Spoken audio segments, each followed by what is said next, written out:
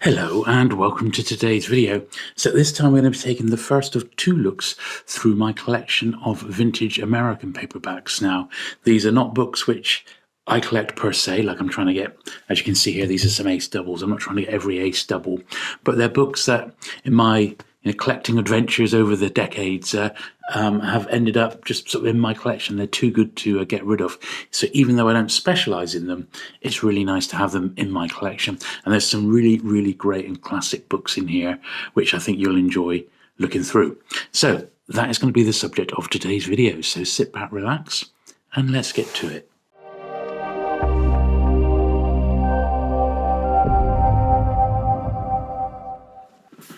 Okay then, so we'll start off with ace double. This is ace double 94 here. Now I've got a fair few sci-fi ones here. This is got a Mary Lister on this side, the other side of here, and on this side, One Against Eternity, Avon. They are really, really distinctive. I guess they would have really stood out on the bookshelves, these, wouldn't they?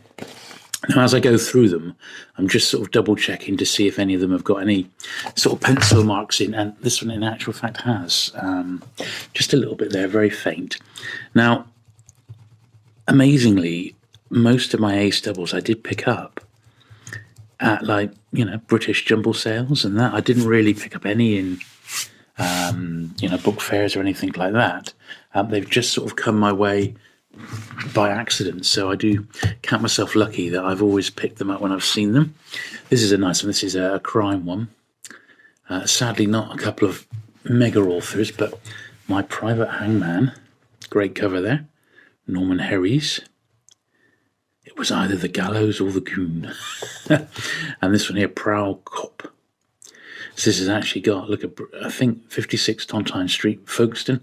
So that is a British address on the front cover there. 3 and 6.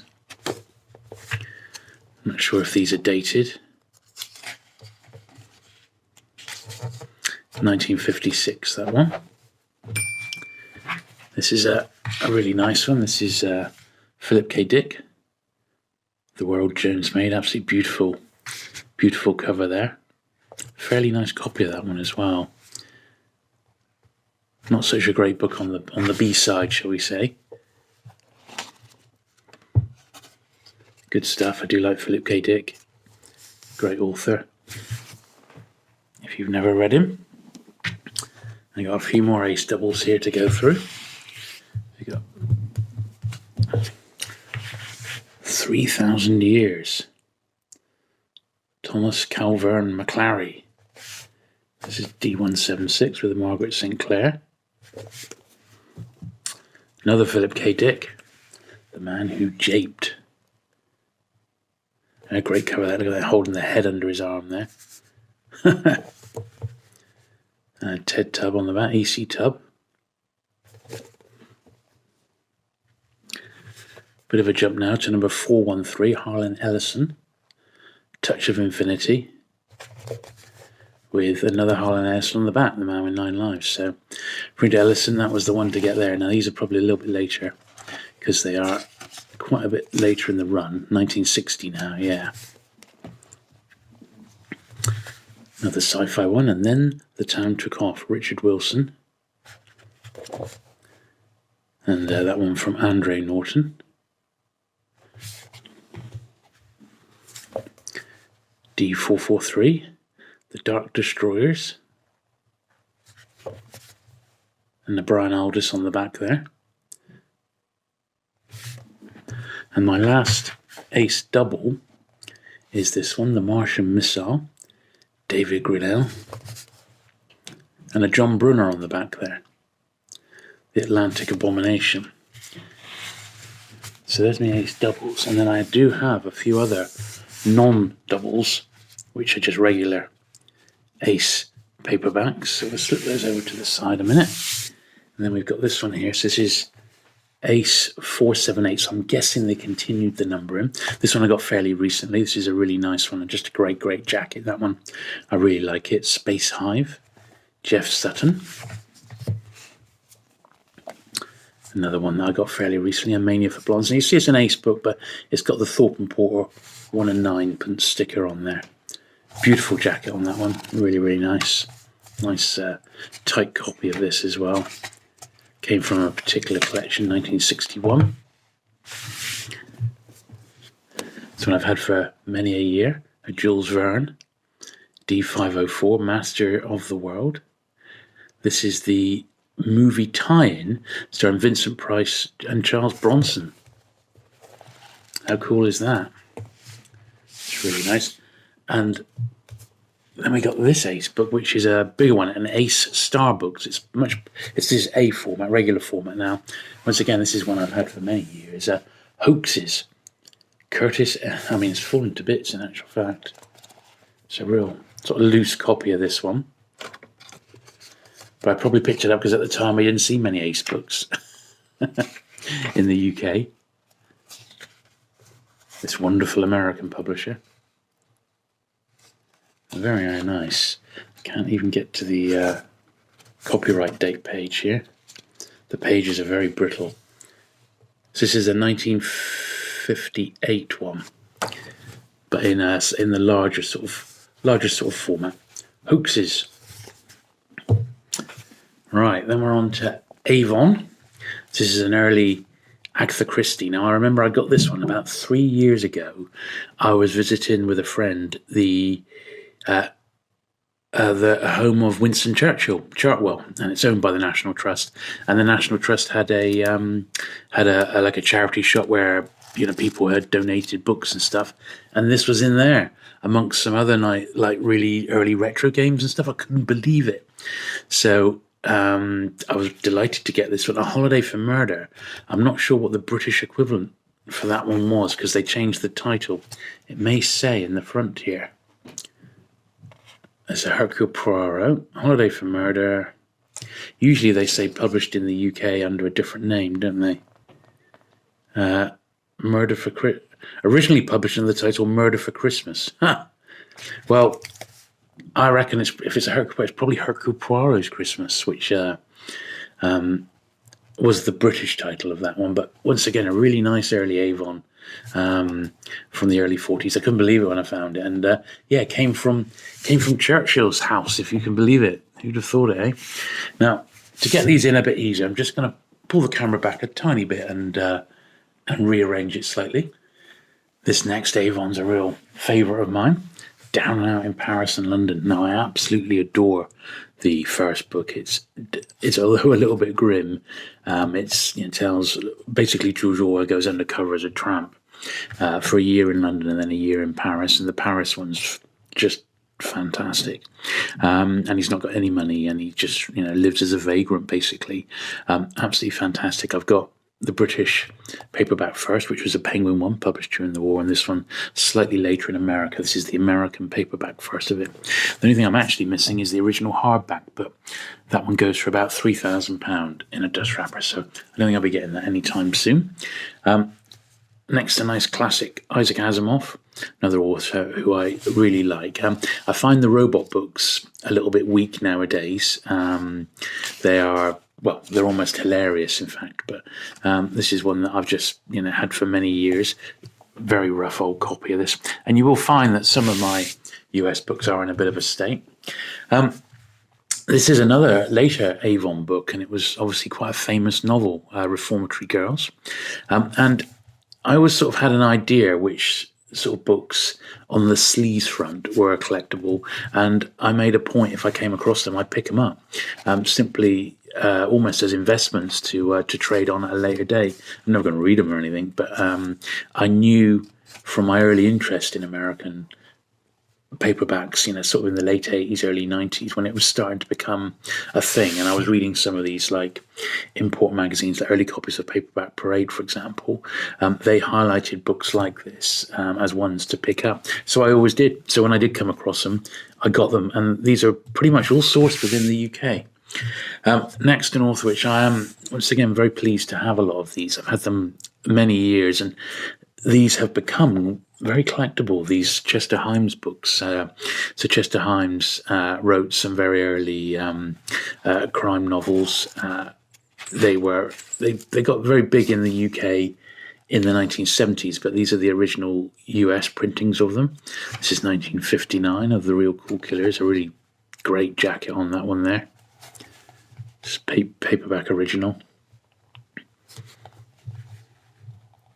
Good stuff.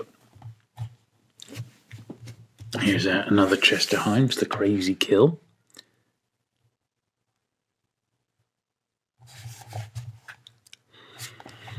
So they're really, really nice, these, and quite collectible. I must get around to getting the Panther editions because they're also really nice. And this is a slightly later one, A Rage in Harlem. I haven't sadly got pink toes, which I wouldn't mind getting. This is a later edition of this one, but still nice to have, you know. As I said, I would like to get the in 1965. I would like to get the British Panther editions because I think they're really nice as well. Now, one thing I have slightly neglected to do whilst we've been going through these is to just give the top edges a bit of a brush with my toothbrush just to get the dirt off the top edge. So I'm just going to do that now while we're here. Some of them may not be too bad, but ones that I've had in my collection for a few decades potentially have never ever been done. So I wanted to do that whilst we were here. Whilst I had these out, what better time to do it than now? Yeah, one of them had a little plume of smoke, dust coming off.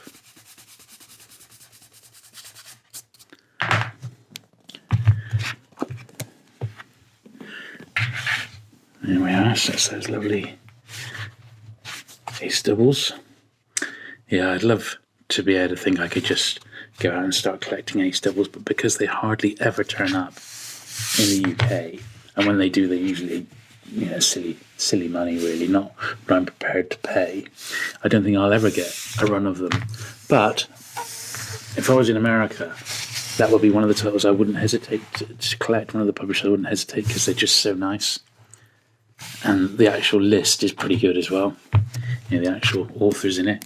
I'd love to have more crime ones, but I think they're quite expensive, some of them.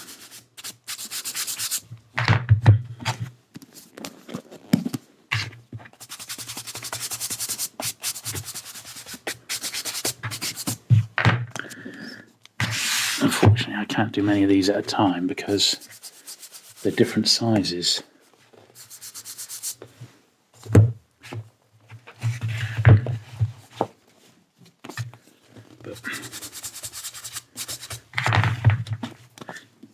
I would be very interested to know that if you've been watching my videos for a little while, if this has encouraged you to go through your collection and start just giving them a little bit of a gentle clean,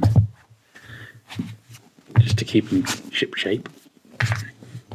Now, I asked Gary Levisi over in America how his books look so lovely. Now, I know he's been collecting a long time, so he's had the pick of the best copies that have potentially come his way. And I said, when you've got these lovely copies, you then bag them up. And I said, what bags do you use? So he, in actual fact, said he doesn't use a particular type of paperback bag. There we are.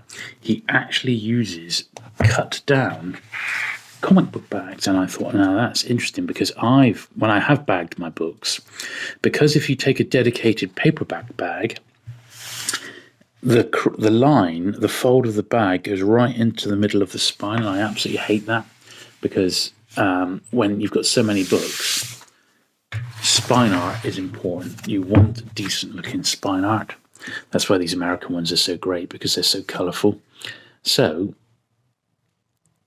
he uses paperback bags, comic book bags, which he cuts down and folds over, and they don't then cover the spine. So that's something I might try. Okay then, Mute Witness. This is another Avon. Now, Mute Witness was by Robert Pike. This is the original book that went on to become the movie Bullet. This is the American first. The British paperback first was published by Penguin. This is 1966 for this US edition. pop that one up there. A couple of Nick Carter's now. These are award books. Nick Carter, A Killmaster Spy Chiller. Saigon. Some of these I think could do with a bit of a polish, but we'll not do that today because I don't really have the time. There's too many to go through. But it's just nice to see some of these. 1964, this one. And then I've got another one actually in the same sort of run. A Bullet for Fidel. Awesome. Yeah, you see like a little sort of layer of dust and that. These just could use with a bit of polish on them, just to give them a bit of a shine. But that is for another day. Right, so the start of my little run of Ballantine books. Now, although I don't collect Ballantine books, I've got quite a few. I must have almost 20. And that is sheer fluke because I like sci-fi anthologies. And also one of my all-time favourite authors, which is John Wyndham, is in Ballantine. And another anthology series that I collect, which is the Best American Short Stories, also had some of their 50s volumes in Ballantine, which I've got. So I'll have a look at all those now. So this is the earliest one I've got, which is number 16. And this is Star Science Fiction Stories. And these Ballantines, on the whole, did seem to get over to the UK. It's 1953. It did look as if they've come over and were distributed in the UK, which is why I've got what I have. Although some of these I have imported myself over the years. This is the first of the Best American Short Stories, 1953. This anthology series is still going today. Absolutely fantastic, and there's some amazing stuff in here. Martha Foley was the editor of the series for many, many years. And I think the covers are absolutely knockout, and we'll see a few more of these as we go on. So some great sort of names on the back there. Big, thick book there. I love these. I really, really do. And they're, I would say, very scarce in the UK. So this is the first Ballantine John Wyndham that we've got today. This is his second book, although we would Dare the Triffids, second modern sci-fi book. Dare the Triffids was his first one, but that was published in the States by Popular Library, and that will be in the next video where we look at the second half of my American paperbacks. But after that, the Wyndhams were published by Ballantine in the USA, and this is Out of the Deeps is The Crack and Wakes, which is his sort of second big novel. This is aside from his like early pulp work and that, and this was this novel published in the UK under the title The Crack and Wakes. I absolutely love this one. I reviewed it recently for the Doomsday Warrior magazine, and it's another End of the World saga. It's good stuff. Good stuff. Another early Ballantine here, number 55. This is the second science fiction anthology. Star Science Fiction Stories number 2. They're really great, these, aren't they? You see they're numbered on the spine here, so that was number 16, 34, 50, 55. This is number 68 here. This is Arthur C. Clarke, Prelude to Space. So in a lot of cases I do have the British verse of these, but it's nice to have the US ones as well. That one has got a little bookseller's inventory in there, so I'm going to take that one out while I'm here. But I do feel that perhaps some of these now, because a few of them are a bit delicate and they're starting to really age, 60, 70 plus years old, they perhaps could do with bagging up maybe, but once they've been really cleaned. But I do resent bagging everything because, I like to dip in and read the books. So, I don't want to be, having to unbag stuff just to have a read, Not an author I'm that familiar with. Robert Crane, Hero's Walk. Ballantine 71. Another sci-fi anthology here, number 89. And about 4 of these I did buy fairly recently off one chap, and they were in really nice condition, so I was very, very pleased with that. Number 96, Star Sci-Fi Stories number 3.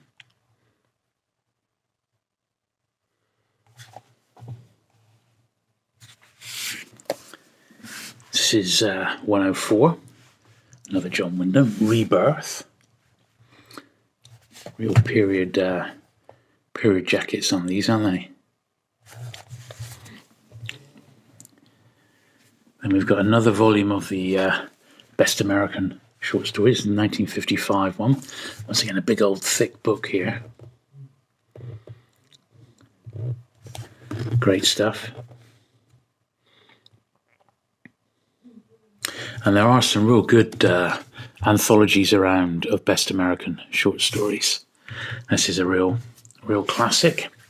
Ray Bradbury, The October Country, author of Fahrenheit 451. So it's also got a little pencil marking, which we'll get in a minute. Is it a first? I mean, I'm assuming so. Let's rub this out here. So this is possibly a bookseller's inventory numbers, something like that. It's in pencil. It's come off really easily, so that's good news.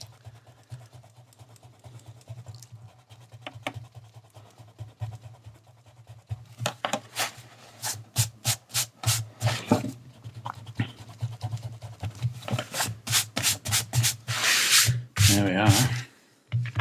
Yeah, I mean, not the greatest cut. In fact, it's got 25 cents. I thought there was a British 10p or something on there, but yeah, nice edition, that one, of The October Country. Now, yet another John Wyndham. Which one is this? Goose Flesh and Laughter.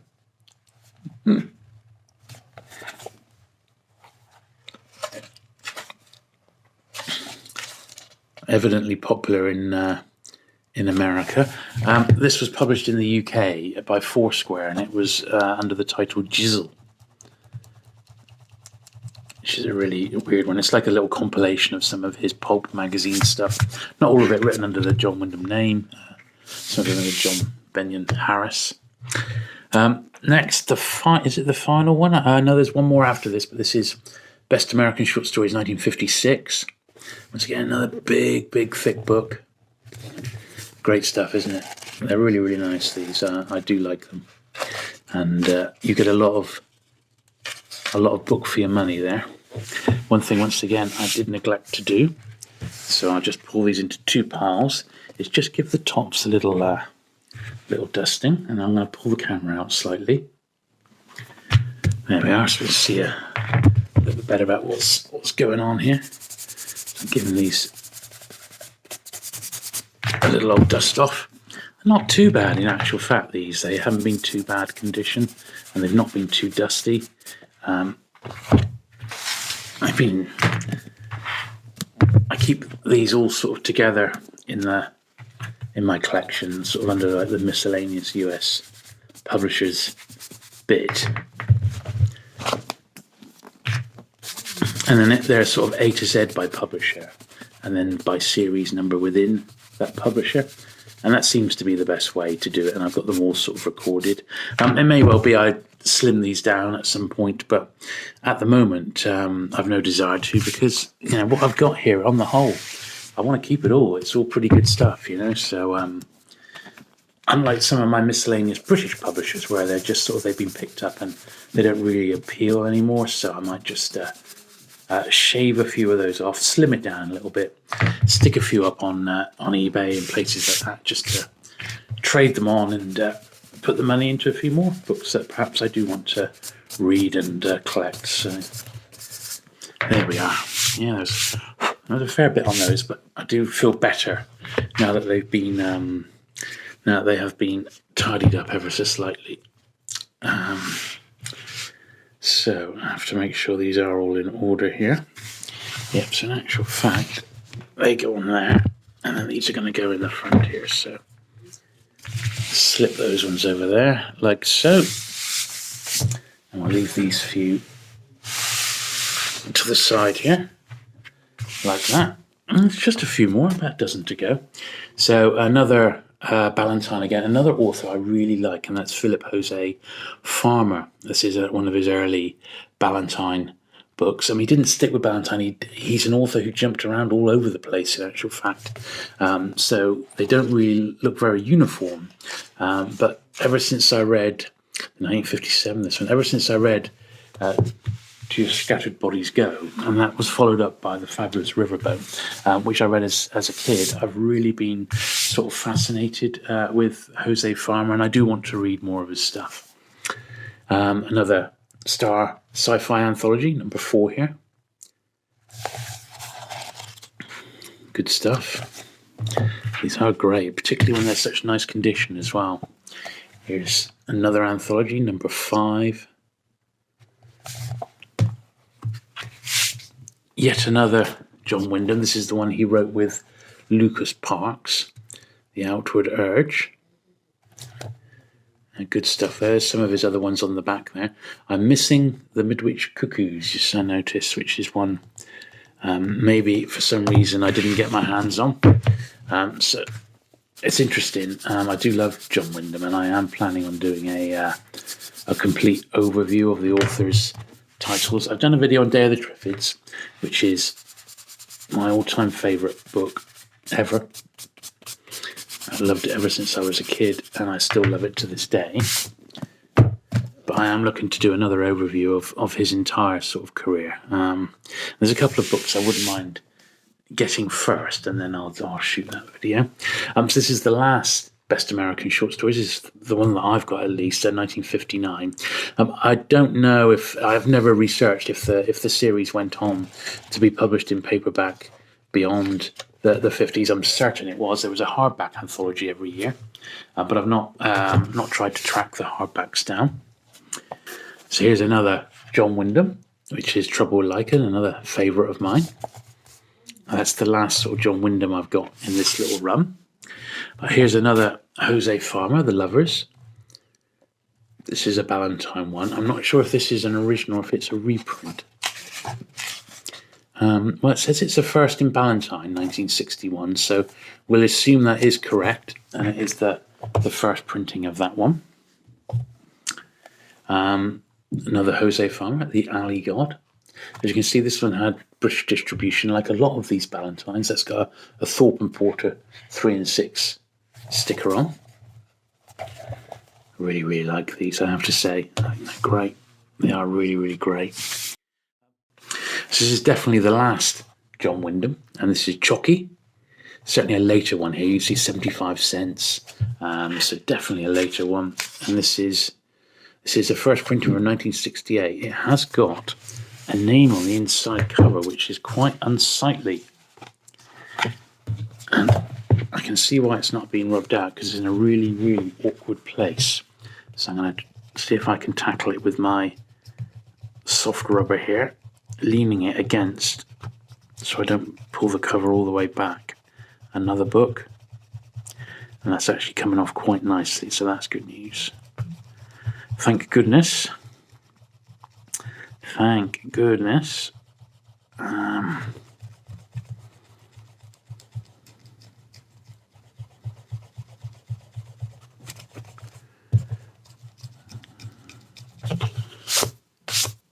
we are. That sorted that one out. Now, the next one I've got, well, let's just give those, while we're here, we'll give the edges a dust off with the toothbrush here. These weren't too bad by the look of it. Maybe it's mainly British books that get dusty. I don't know. Maybe because we all had coal fires. Who can tell? Who can tell? Okay, so this is an interesting one. So this is John Hershey's account of Hiroshima. He went into Hiroshima just after the bomb had dropped and interviewed some survivors and got their stories. Quite horrific, but a fantastic read. Next, perhaps my favourite book out of all the ones we've looked at today, which is the Ray Bradbury Bantam first edition of The Martian Chronicles. What a great, great book that one is, isn't it? I really, really like it. It's sort of almost an iconic paperback jacket, that one, and one I'm very, very pleased to have. It's not mint, but it's certainly good enough for me, and I'm not going to sort of complain about that in the slightest. A great, great cover. Beautiful. Yeah, the first paperback, May 1951, but I see in hardback it had been reprinted 3 times. But this was the first Bantam paperback from 1951. Good stuff. Let's put that one there. And the last one we got to look at today, also a Bantam, is Day of Infamy, which is Walter Lord's account of the whole story of Pearl Harbor and the ramifications that came from it. This is one I've had for many a year. Let's see, it's a little bit brittle in that, but it's okay. There we are. Good stuff. So there you go. I hope you have enjoyed this first look through my American paperback collection, sort of the miscellaneous publishers that don't quite form sort of my main collection, but books I've picked up over the years, and I'm really pleased with those. There's some real gems amongst that lot. Now, part 2, the second half of these, will be in a couple of weeks' time, so do look out for that. If you have enjoyed today's video, do please give it a thumbs up. Do please consider subscribing for regular vintage paperback content, and I shall look forward to seeing you again very soon. Bye.